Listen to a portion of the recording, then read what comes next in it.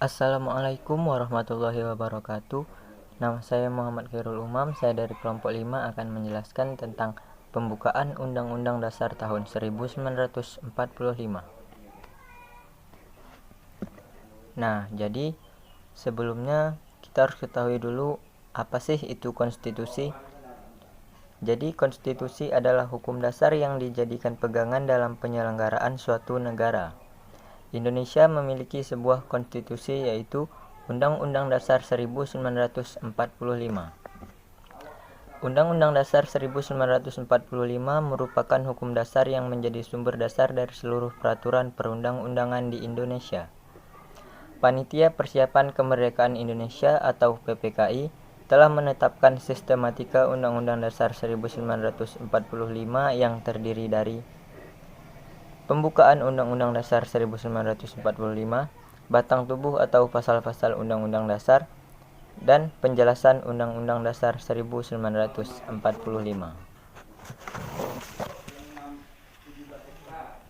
Jadi undang-undang memuat tentang materi pengaturan sistem pemerintahan, termasuk pengaturan tentang kedudukan, tugas, wewenang, dan hubungan antara lembaga negara serta konsep negara di bidang politik.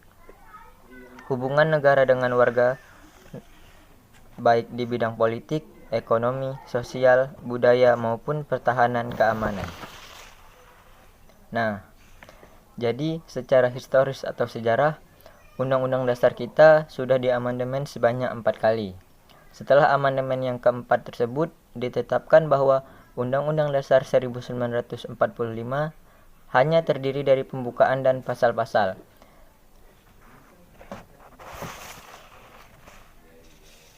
Nah, pembukaan Undang-Undang Dasar tersebut terdiri dari 4 alinea yang merupakan pokok kaidah fundamental atau norma dasar, dan batang tubuh atau pasal-pasal tersebut tersusun atas bab, pasal, ayat, aturan, peralihan, dan aturan tambahan. Kemudian, sejarah Undang-Undang Dasar 1945. Pada tanggal 29 Mei sampai 1 Juni 1945 diadakan sidang pertama BPPKI. Dalam sidang pertama tersebut, ada 3 orang yang memberikan gagasan atau usulan dasar negara. Yang pertama, Muhammad Yamin, yang kedua, Mr. Supomo, dan yang ketiga, Insinyur Soekarno.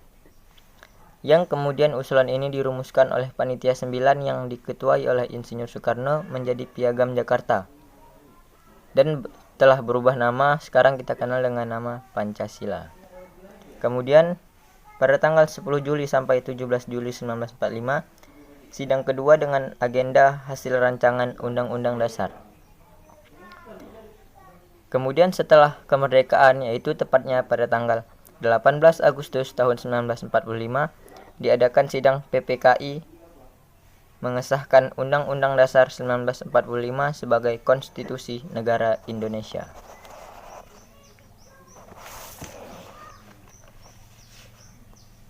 Sejarah perubahan konstitusi Indonesia. Yang pertama, Undang-Undang Dasar 1945 terdiri dari bagian pembukaan, batang tubuh sebanyak 16 bab, 37 pasal, 4 pasal aturan peralihan, dan 2 ayat aturan tambahan, serta bagian penjelasan. Kemudian berganti menjadi Konstitusi RIS atau Republik Indonesia Serikat, berlaku sejak 27 Desember 1949 sampai 17 Agustus 1950 dalam Konferensi Meja Bundar tahun 1949.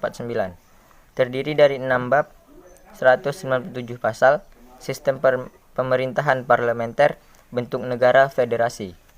Kemudian berubah lagi menjadi Undang-Undang Dasar sementara tahun 1950, berlaku mulai 17 Agustus 1950 sampai 5 Juli 1959. Saat itu dibentuk Majelis Konstituante untuk menyusun Undang-Undang Dasar 1945. Setelah itu, konstitusi kembali lagi ke Undang-Undang Dasar 1945. Majelis Konstituante gagal hingga dikeluarkan dekret Presiden 5 Juli tahun 1959 untuk memberlakukan kembali Undang-Undang Dasar 1945. Undang-Undang Dasar sementara 1945 diamandemen. Era reformasi terjadi 4 kali amandemen. Amandemen pertama tanggal 19 Oktober 1999. Amandemen kedua tanggal 18 Agustus tahun 2000. Amandemen ketiga tanggal 10 November 2001 dan amandemen keempat tanggal 10 Agustus 2002. Undang-Undang Dasar Negara Indonesia sebelum amandemen merupakan konstitusi terpendek di dunia, yaitu terdiri atas 16 bab, 37 pasal, 49 ayat, 4 pasal peralihan dan 2 ayat tambahan. Namun setelah diamandemen sebanyak 4 kali, bertambah menjadi 21 bab, 73 pasal, 170 ayat, 3 pasal aturan peralihan, dan 2 pasal aturan tambahan. Undang-Undang Dasar memiliki 2 sifat. Yang pertama yaitu fleksibel. Artinya, Undang-Undang Dasar mampu bersifat toleran terhadap penyimpangan atau pelanggaran yang terjadi, namun masih dalam batas kewajaran serta tidak membahayakan. Kemudian rigid atau kaku. Artinya, konstitusi yang tidak mudah berubah dan memerlukan proses khusus untuk melakukan amandemen. Nah, mungkin selanjutnya akan dilanjutkan oleh teman saya. Assalamualaikum warahmatullahi wabarakatuh. Nama saya Muhammad Rizky Maulana. Saya akan melanjutkan materi dari teman saya, yaitu kedudukan UUD 1945. Kedudukan UUD 1945 adalah sebagai norma hukum dan hukum dasar. Norma hukum dalam arti bersifat mengikat pemerintah, lembaga negara, lembaga masyarakat, dan juga setiap warga negara Indonesia dimanapun ia berada. UUD 1945 merupakan sebuah hukum dasar yang berisi norma-norma dan aturan-aturan yang harus ditaati.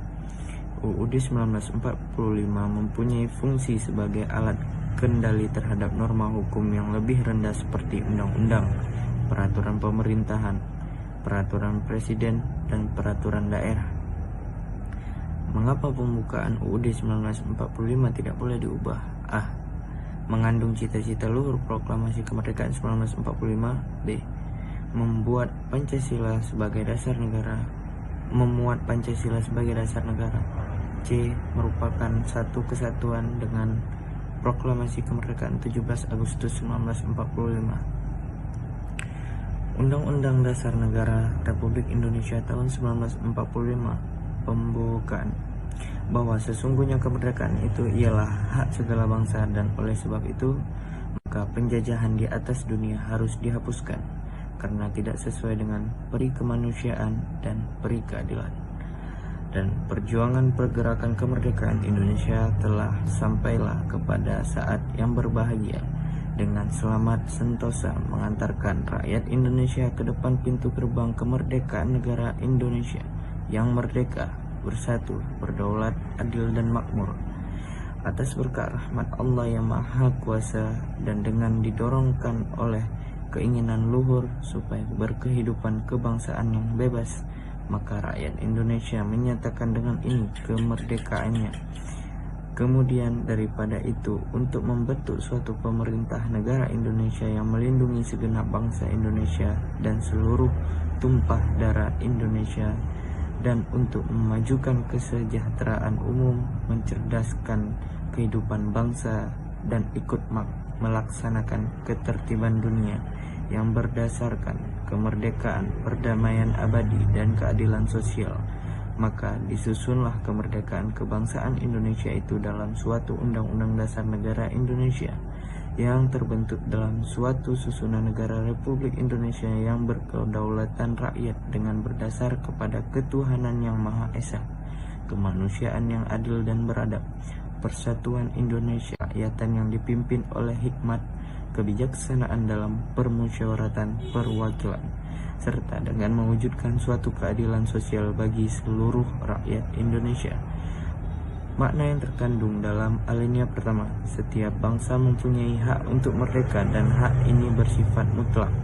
Hak untuk merdeka merupakan hak kodrat dan hak moral dari setiap bangsa. Jadi pengingkaran terhadap hak kodrat bagaimanapun bentuk dan manifestasinya harus lenyap dari atas bumi seperti penjajahan. Sikap menentang penjajah harus diberi alasan kuat karena bertentangan dengan peri kemanusiaan dan peri keadilan. Makna yang terkandung dalam alinea kedua, kata penghubung dan menunjukkan adanya hubungan antara perjuangan kemerdekaan dengan kenyataan adanya penjajahan terhadap bangsa Indonesia selama 3,5 abad. Proses pergerakan kemerdekaan telah dapat mengantarkan perjuangan kemerdekaan pada saat yang berbahagia. Kalimat dengan selamat sentosa memiliki landasan historis, yaitu saat yang sangat tepat sehingga berhasil memproklamasikan kemerdekaan pada tanggal 17 Agustus 1945 dengan lancar dan sukses. Terkandung cita-cita bangsa Indonesia yang mencapai masyarakat yang adil dan makmur. Untuk mewujudkan cita-cita tersebut, bangsa Indonesia harus merdeka, bersatu, dan mempunyai kedaulatan. Bersatu mengandung pengertian sesuai dengan pernyataan kemerdekaan, di mana pengertian bangsa dimaksudkan sebagai kebulatan kesatuan. Pengertian negara Indonesia tidak bisa lepas dari pengertian bangsa Indonesia karena itu merupakan kebulatan kesatuan.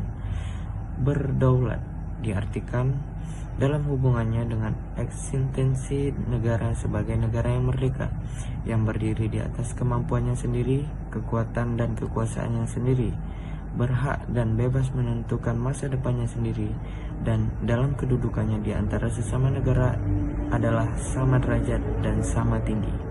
Adil mengandung pengertian bahwa di dalam lingkungan kekuasaan negara oleh negara diwujudkan tegaknya berkeadilan yang menyangkut negara terhadap warga negara terhadap negara, dan di antara sesama warga negara. Atau dengan kata lain, keseimbangan antara pemenuhan dan penggunaan hak serta kewajiban baik dalam bidang hukum maupun bidang moral. Makmur diartikan sebagai suatu pemenuhan kebutuhan manusia baik material maupun spiritual, baik jasmani. Makna dalam alinea ketiga mengingatkan kembali kepada proklamasi kemerdekaan 17 Agustus 1945, sehari sebelum pembukaan UUD NRI tahun 1945 ditetapkan. Adanya kalimat atas berkat rahmat Allah yang Maha Kuasa menunjukkan adanya suatu dasar keyakinan bahwa tercapainya kemerdekaan bangsa Indonesia bukanlah semata-mata merupakan hasil usaha para pejuang saja, tetapi itu merupakan karunia Tuhan yang Maha Esa atau motivasi spiritual. Di samping nilai keyakinan religius juga terdapat nilai luhur yang tersimpul dalam kalimat didorongkan oleh keinginan luhur supaya berkehidupan kebangsaan yang bebas. Hal ini dimaksudkan untuk mewujudkan atas moral yang menjunjung hak kodrat dan hak moral untuk segala bangsa supaya berkehidupan kebangsaan yang bebas dari penindasan dan penjajahan. Pernyataan kemerdekaan Indonesia. Makna yang terkandung dalam alinea keempat, tujuan negara, ketentuan diadakannya undang-undang dasar, bentuk negara, dasar filsafat negara. Pokok pikiran yang terkandung dalam pembukaan UUD NRI tahun 1945. Negara melindungi segenap bangsa Indonesia dan seluruh tumpah darah Indonesia dengan berdasar atas persatuan dengan mewujudkan keadilan sosial bagi seluruh rakyat Indonesia. Negara hendak mewujudkan keadilan sosial bagi seluruh rakyat Indonesia. Negara yang berkedaulatan rakyat berdasarkan atas kerakyatan dan permusyawaratan atau perwakilan. Negara berdasar atas ketuhanan yang Maha Esa menurut dasar kemanusiaan yang adil dan beradab. Sekian dari saya. Mohon maaf apabila ada salah. Wabillahi taufik wal hidayah. Assalamualaikum warahmatullahi wabarakatuh.